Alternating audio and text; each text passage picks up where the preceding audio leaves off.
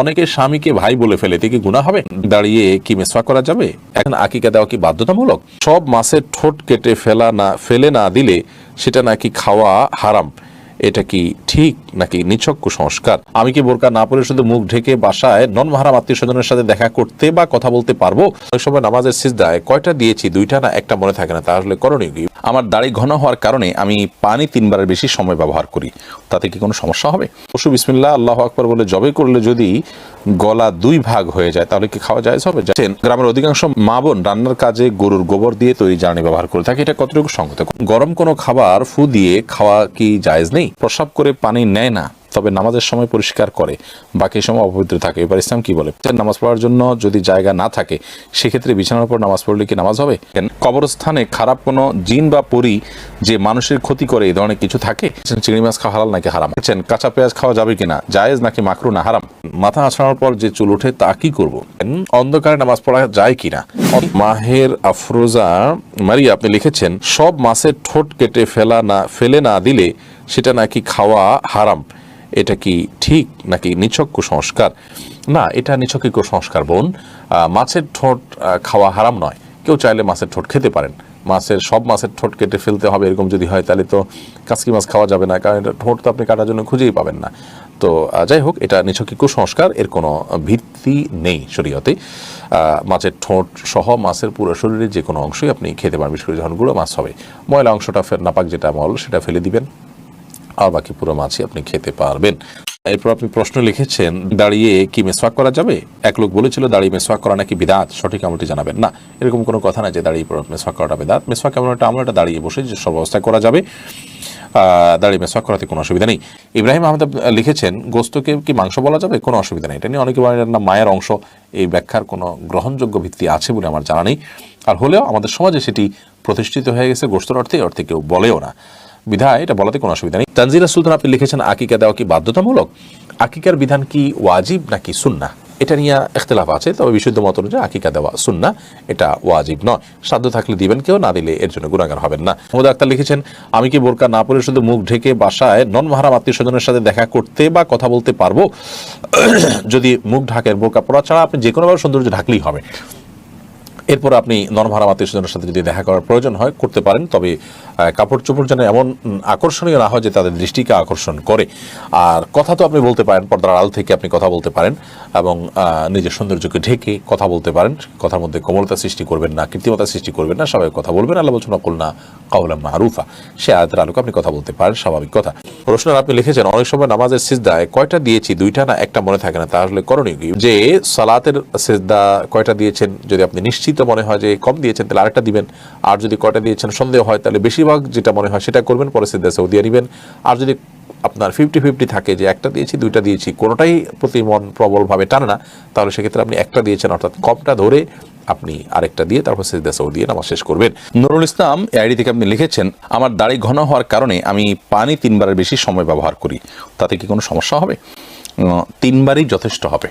আপনি একবার নিয়ে যখন খুব ভালো করে ডলবেন, এরপর দ্বিতীয়বার ডলবেন এবং তৃতীয়বার ডলবেন, ইনশাআল্লাহ বিদিনিল্লাহ। এভাবে 3 বার ডলার মাধ্যমে আশা করছি যে যথেষ্ট হয়ে যাবে ইনশাআল্লাহ বিদিনিল্লাহ। আপনি শাহিন আপনি লিখেছেন, পশু বিসমিল্লাহ আল্লাহু আকবার বলে জবে করলে যদি গলা 2 ভাগ হয়ে যায় তাহলে কি খাওয়া জায়েজ হবে? জায়েজ হবে, কোনো অসুবিধা নেই। আমাদের অনেকে মনে করেন যে 2 ভাগ হলে খাওয়া জায়েজ নয়, এরকম সঠিক নয়। তবে হ্যাঁ, ইচ্ছাকৃতভাবে 2 ভাগ করা জায়েজ নয় এবং সুন্নাহ নয়।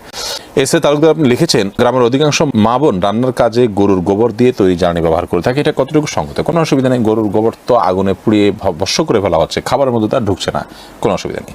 জান্নাতুল ফেরদাউসী লিখেছেন, প্রস্রাব করে পানি নেয় না, তবে নামাজের সময় পরিষ্কার করে, বাকি সময় অপবিত্র থাকে, এবার ইসলাম কি বলে? প্রস্রাব করে যদি পানি না নেয় আর পেশাবের নাপাকি যদি কাপড়ে লাগে এবং বারবার করতে করতে অনেক অংশে লেগে গেছে, তাহলে সেক্ষেত্রে সে পোশাক পরিবর্তন করে নামাজ পড়তে হবে। আর পানি নিয়ে নেওয়া উচিত। যদি পানি দিয়ে ধুয়ে পরিষ্কার করা হয় তাহলে সেক্ষেত্রে তার নামাজ হবে। শুধু নামাজের সময় ধুলো, বাকি সময় ধুলো না, তাতে তো তার একটা পাক থাকলো না। ফারিয়া বেগম আপনি লিখেছেন, গরম কোনো খাবার ফু দিয়ে খাওয়া কি জায়েজ নেই?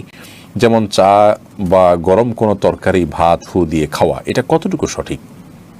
গরম কোনো কিছু এটা আপনার ফু দেওয়া হাদিসে নিষেধ আছে। এবং আলহামদুলিল্লাহ নবী করিম সাল্লাল্লাহু আলাইহি সাল্লামের অনেক আদেশ নিষেধের ব্যাপারে পরবর্তীতে সায়েন্স প্রমাণ করেছে যে সেগুলো যথার্থ এবং বিজ্ঞানসম্মত, এবং সেগুলো মানার মধ্যেই আমাদের কল্যাণ নিহিত আছে। তো বিজ্ঞানের সেটা প্রমাণ হোক বা না হোক, নবী করিম সাল্লাল্লাহু আলাইহি সাল্লামের নির্দেশনা সেটি ওহীর মাধ্যমে আসছে। বিজ্ঞান তো মানুষের গবেষণা মাত্র, এটা নবী করিম সাল্লাল্লাহু আলাইহি সাল্লামের নির্দেশনাকে সার্টিফাইড করতে পারে না। আমি শুধুমাত্র বোঝার সুবিধার জন্য বললাম। যাই হোক, তো গরম খাবারে ফু দিয়ে বা কোনো খাবারে ফু দিয়ে সেটাকে ঠান্ডা করা তারপরে খাওয়া, এটা জায়েজ না, এটা নিষেধ আছে হাদিসে। এটা স্বাস্থ্যের জন্য ক্ষতিকর। আমাদের শ্বাস প্রশ্বাস এর সাথে এর অনেক সম্পর্ক আছে এবং এর ফলে অনেকভাবে আমরা ক্ষতিগ্রস্ত হতে পারি। তো এই জন্য ফু দেওয়া নিষেধ। আমরা গরম করার জন্য কোনো কিছু দিয়ে বাতাস করতে পারি অথবা অপেক্ষা করতে পারি, তারপর আমরা খাবো। আর গরম খাওয়াও একবারে খুব বেশি গরম খাবার গ্রহণ করতে হাদিসে নিষেধাজ্ঞা আছে। চা, তরকারি বা ভাত যেটাই হোক, এটাতে ফু দেব না আমরা, হয় অপেক্ষা করবো, নাহলে অন্য কিছু দিয়ে বাতাস করবো। সুরবিন আইডি থেকে লিখেছেন, কবরস্থানে খারাপ কোনো জিন বা পরী যে মানুষের ক্ষতি করে এই ধরনের কিছু থাকে? যদি থাকে তাহলে এদের থেকে হেফাজতের উপায় কি?